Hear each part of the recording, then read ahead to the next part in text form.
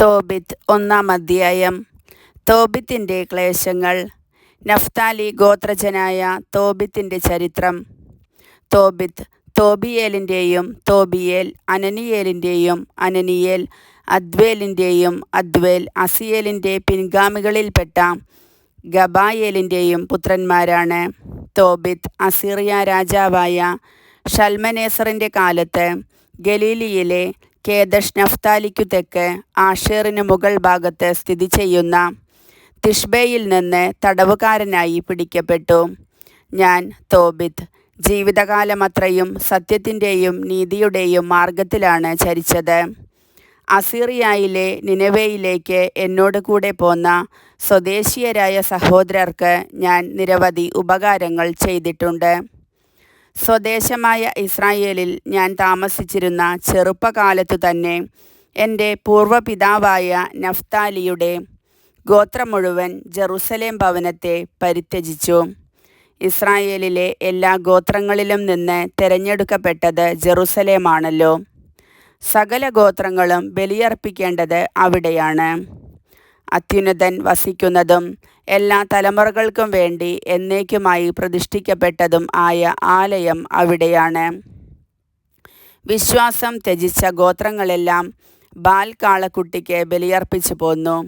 എൻ്റെ പൂർവ്വപിതാവായ നഫ്താലിയുടെ കുടുംബവും അങ്ങനെ ചെയ്തു.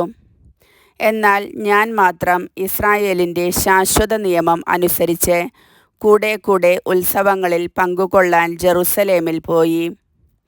ആദ്യഫലങ്ങളും വിളവിൻ്റെ ദശാംശവും ആദ്യം കത്രിക്കുന്ന ആട്ടിൻ രോമവും ബലിപീഠത്തിങ്കൽ അഹറോൻ്റെ പുത്രന്മാരായ പുരോഹിതന്മാരെ ഞാൻ ഏൽപ്പിച്ചു. ഉൽപ്പന്നങ്ങളുടെയെല്ലാം ദശാംശം ജെറുസലേമിൽ ശുശ്രൂഷ ചെയ്തിരുന്ന ലേവി പുത്രന്മാർക്ക് ഞാൻ നൽകിപ്പോന്നു.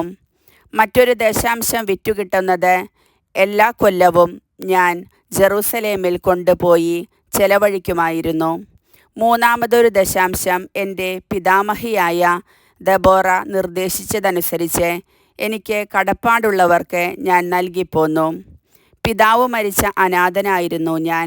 പ്രായപൂർത്തിയായപ്പോൾ ഞാൻ എൻ്റെ കുടുംബത്തിൽപ്പെട്ട അന്ന എന്ന ഒരുവളെ വിവാഹം ചെയ്തു. അവളിൽ എനിക്ക് തോബിയാസ് എന്ന മകൻ ജനിച്ചു. തടവുകാരനായി നിനവേയിലെത്തിയപ്പോൾ എൻ്റെ സഹോദരന്മാരും ചാർച്ചക്കാരും വിജാതീയരുടെ ഭക്ഷണം കഴിച്ചു. എന്നാൽ ഞാൻ കഴിച്ചില്ല. കാരണം ദൈവത്തെക്കുറിച്ചുള്ള ഓർമ്മ എൻ്റെ മനസ്സിൽ നിറഞ്ഞു നിന്നിരുന്നു.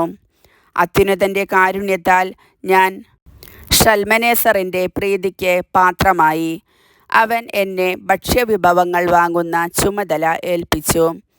അങ്ങനെ ഞാൻ മേദിയായിൽ പോകുക പതിവായി.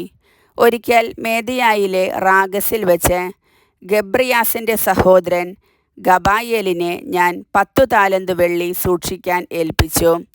ഷൽമനേസർ മരിച്ചു. മകൻ സെന്നാകെരീബ് ഭരണമേറ്റു. അവൻ്റെ ഭരണകാലത്ത് രാജവീതി സുരക്ഷിതമല്ലാതെ വന്നതുകൊണ്ട് ഞാൻ മേദിയായിൽ പോകാതെയായി. ഷൽമനേസറിൻ്റെ കാലത്ത് ഞാൻ എൻ്റെ നാട്ടുകാർക്ക് വളരെയേറെ ഉപകാരം ചെയ്തിട്ടുണ്ട്. വിശക്കുന്നവർക്ക് ഞാൻ ഭക്ഷണം കൊടുത്തു. നഗ്നർക്ക് വസ്ത്രം നൽകി. എൻ്റെ ജനത്തിൽ ആരുടെയെങ്കിലും മൃതശരീരം നിനവേയുടെ മതിലിന് വെളിയിൽ കിടക്കുന്നത് കണ്ടാൽ ഉടനെ ഞാൻ സംസ്കരിക്കുമായിരുന്നു. യൂദായിൽ നിന്ന് ഒളിച്ചോടി വന്ന ആരെയെങ്കിലും സെന്നാകെരീബ് രാജാവ് വധിച്ചാൽ ഞാൻ അവരെ രഹസ്യമായി സംസ്കരിക്കും. വളരെ പേർ അവൻ്റെ കോപാഗ്നിയിൽപ്പെട്ട് മരിച്ചു. രാജാവ് മൃതദേഹങ്ങൾ അന്വേഷിച്ചപ്പോൾ കണ്ടില്ല. ഞാനാണ് മൃതദേഹങ്ങൾ മറവ് ചെയ്യുന്നതെന്ന് നിനവേക്കാരിൽ ആരോ രാജാവിനെ അറിയിച്ചു. അതോടെ എനിക്ക് ഒളിവിൽ പോകേണ്ടതായി വന്നു.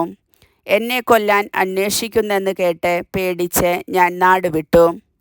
രാജാവ് എൻ്റെ വസ്തുവകകൾ കണ്ടുകെട്ടി. എൻ്റെ ഭാര്യ അന്നയും മകൻ തോബിയാസും മാത്രം അവശേഷിച്ചു. 50 ദിവസം തികഞ്ഞില്ല. സെന്നാകെരീബിനെ അവൻ്റെ 2 പുത്രന്മാർ തന്നെ വധിച്ചു. അവൻ അറാറാത്ത് മലകളിലേക്ക് ഒളിച്ചോടി. സെന്നാകെരീബിൻ്റെ മറ്റൊരു മകൻ എസാർഹദോൺ ആണ് പിന്നെ ഭരണം ഏറ്റത്.